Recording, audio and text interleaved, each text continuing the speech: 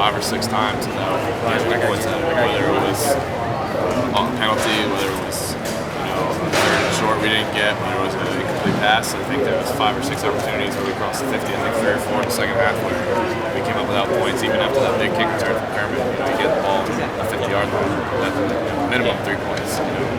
We didn't get any. When Kermit does break off that return, are you thinking, we're going to go down? Oh yeah, I mean everyone was pumped up in the huddle. I saw the look in everybody's eyes. Everybody wanted it so bad. So. As far as third down, what was kind of your thoughts on the struggles you had tonight on that? Yeah, I mean third downs are tough. We knew what we were going to deal with. We knew they were either going to drop 8 and rush 3 or blitz the house and play man. So we saw what we saw, but like I said, 2 missed opportunities. Hey Sean, with the amount of coach said you want to be relevant in November, the amount of success this team's had over recent years. Just what's the toughest part about now knowing that they've already clinched the division and now you guys are just playing for essentially a postseason berth and a better goal? Yeah, I mean you got to keep the guys in the locker room. The older guys got to keep the younger guys up and realize that there's a lot to play for. The big thing I had to talk with Dalvin at the end of the game. Dalvin and Travis and Bobo really just told them how proud I was, and I said that.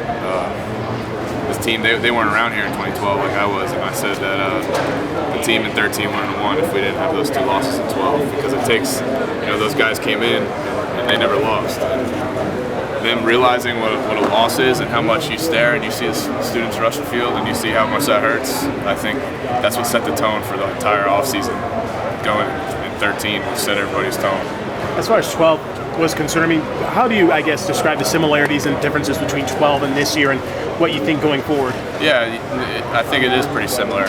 We got some young guys, and we still got a very talented football team, and I think everyone on the team has to realize that there's still a lot to play for. We still got to go into the swamp. NC State's a great football team too, and we still have to go into the swamp, and we got a postseason bowl game and really set the tone and send the upperclassmen out the right way and set the tone for the underclassmen. As far as, some of the false starts, movement, penalties, what was it? Was it just bad cohesion, the sound, confusion on play calls? What was it? Oh, it wasn't that much confusion on play calls. It was, it's loud. You got a young O-line and who played awesome, but there's certain things, when the defense is shifting around on third down, they try to change some mic calls, try to change the look, and before you know it, the clock's at 0.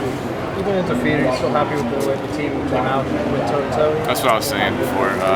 Coach Fisher preaches, leave it all on the field. And I think every single person who stepped foot on that field left it all on the field tonight. And that's what I was most proud about from this group of guys. What was that like for you, man, to get your first snaps in an environment like this on the road? It was, I don't know how much bigger it gets than this. All that stuff goes away after the first couple plays, except everyone just kind of maintained their composure. It was nice to get that, to play in this atmosphere. This is what you dream of when you're 5 years old, playing in front of this crowd. As far as one of the things going forward, it kind of like was asked earlier, hey, it's not about trying to play in a better bowl. What's it like for this team to be in this situation, knowing that, okay, there isn't going to be a national championship, that it is about playing for pride and really trying to build off of this year for next year? It is. That's what I think has to be the message that is portrayed in our locker room come Monday morning. I think the younger guys have to realize that there's still a lot to play for, and I think that the upperclassmen, have to go out the right way. And I think that come Monday morning, I think the upperclassmen have to preach that there's a lot to play for. One more question. How are things with Everett on the sidelines? Seemed like you guys were pretty engaged between drives.